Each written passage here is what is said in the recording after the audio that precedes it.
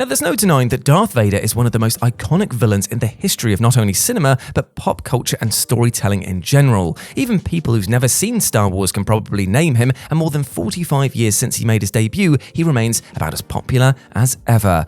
Yet, just because he's a beloved antagonist doesn't mean that fans have a 100% bead on everything about him, and in fact may have got some crucial facts about him totally wrong. Well, don't worry, because I'm here to straighten the record. As I'm Jules, this is whatculture.com, and these are 10 things that everyone gets wrong about Darth Vader. Number 10. His suit is designed to cause him pain. While there are no arguments that Vader's iconic armored suit helps keep him alive by basically functioning as a mobile life support system, it is a mistake to assume that its functions are all primarily curative. In actual fact, the suit is also designed to cause Vader pain. For starters, the helmet sticks needles into Vader's face whenever he's wearing it, with the intent of feeding his brainwave activity back to the central computer on the suit's chest. Also, in the extended universe, it's stated that Palpatine designed the suit to be intentionally uncomfortable in order to keep Vader's rage free-flowing, and also to ensure that he could maintain a level of control over him while limiting his potential to rebel. Now, though aspects of this have been technically jettisoned from the canon continuity and are now considered legend factoids, it remains true that Vader's suit isn't an entirely restorative piece of wardrobe because it also causes him agony for a number of reasons. Number 9. He actually shouldn't remember C-3PO. It's often cited as a plot hole by fans that Vader doesn't recognize C-3PO in the original trilogy, despite the fact that young Anakin was revealed to have built him in the prequels. You can chalk this up to George Lucas not having this revelation in mind when he made the original Star Wars movies, but if you look at the facts, it actually makes total sense that Vader wouldn't pay C-3PO any mind at all. First and foremost, 3PO isn't exactly the most distinctive looking droid in the galaxy. I mean, we've seen hundreds of similar looking droids throughout Star Wars media, so it's absolutely believable that Vader wouldn't give him much of a second thought. And even if that's not good enough, it's easy to accept that Anakin simply repressed large swathes of his past following his transformation into Vader, whereby 3PO just simply wouldn't exist in his mind. After all, Vader told us in the recent ObiWan Kenobi series that he killed Anakin when he became Vader, so maybe all of his memories have gone as well.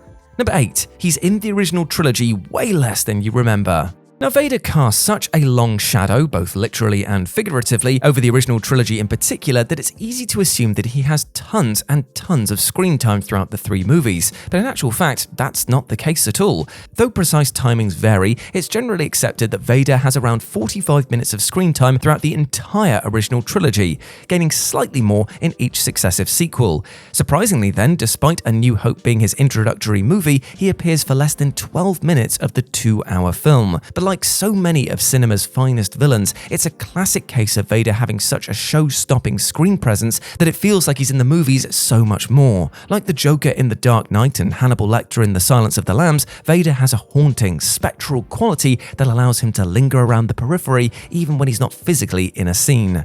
Number 7. He's not superior to Grand Moff Tarkin.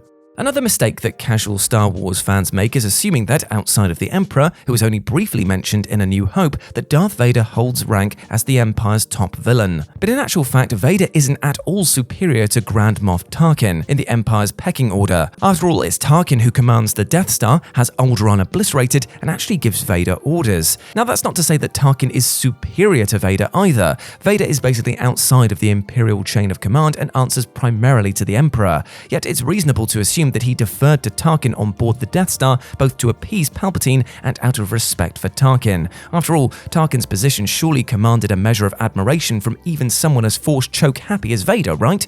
In reality, they're basically separate but equal, and Vader knew that taking direction from Tarkin on his own ship was probably the right call. Number 6. He can actually survive without his helmet for a while. In Return of the Jedi, a dying Anakin asks Luke to help him remove his helmet, to which Luke responds, "But you'll die." And now many fans have taken this as proof that Vader can't survive more than a few minutes without his helmet, but that isn't actually the case at all. In several Star Wars comics, Vader has shown himself to be able to last hours, even days, with the help of the Force, using hate alone to keep himself alive, no matter that his helmet and suit were compromised.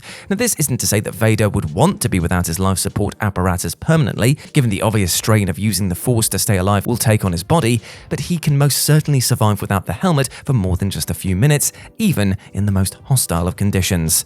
Number 5. The choke on your aspirations joke wasn't out of character. One of the most polarizing lines in recent Star Wars history occurs in Rogue One, where Vader summons Krennic to answer for the Death Star's attack on Jeddah and promptly force chokes the hell out of him. As Vader leaves, he cheekily tells Krennic, "Be sure not to choke on your aspirations, Director," which was immediately met with a cringe-induced outcry from large swathes of the fanbase, who felt that it was out of character for Vader to make such a cute and punny quip. But that's not really true. Consider some of the wisecracks that Vader made in the original trilogy, perhaps most memorably telling Captain Needa, "Apology accepted," after force choking him to death. Plus, Vader isn't a literally robotic or inhuman entity, so what's the matter with a dark joke or two? It's not like Anakin was a total pillar of stoicism in the prequel trilogy, so it follows that Vader would have a penchant for gallows humor. Number 4. His corpse shouldn't have disappeared. Another thing often brought up as a plot hole is Anakin's death, namely, why doesn't his body disappear when he passes away? After all, we saw the bodies of Obi-Wan, Yoda, and later Luke Skywalker vanish into the ether upon their deaths, so why not Anakin? Moreover, why does his corpse remain in situ for Luke to burn? The prequels actually explained this well enough, given that we see numerous Jedi die throughout the prequel trilogy whose bodies remain in place without disappearing, most notably Qui-Gon Jinn. The Vanishing Act, it seems, isn't just something that all Jedi automatically know. Obi-Wan and Yoda specifically learned to become one with the Force from Qui-Gon. That said, in the Legends continuity, it's nevertheless stated that Anakin's body did eventually disappear, and that Luke ended up burning his empty armor on Endor.